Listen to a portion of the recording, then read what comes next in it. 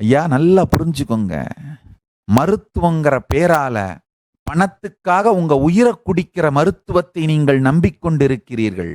இது எப்படின்னா, ஆட்டு கூட்டத்தை ஒரு சிங்கம் மனோவசியம் பண்ணி நீங்கெல்லாம் சிங்கம்னு அந்த ஆட்டு கூட்டங்களுக்கு சொல்லி கொடுத்துட்டு இருந்துதான். இன்னொரு சிங்கம் கேட்டுச்சான், ஏன் இதை பண்றேன்னு.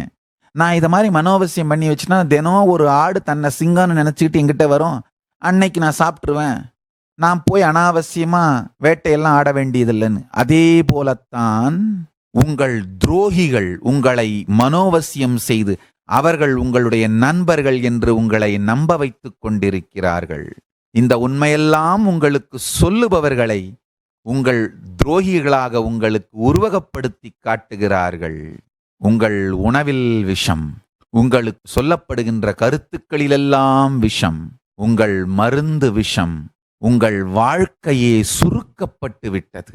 இருக்கின்ற காலத்திலும் மிகுந்த வலிவேதனை துக்கத்தோடு வாழ்ந்துவிட்டு போக வேண்டிய சூழலுக்குள் நீங்கள் ஆளாக்கப்பட்டிருக்கிறீர்கள்.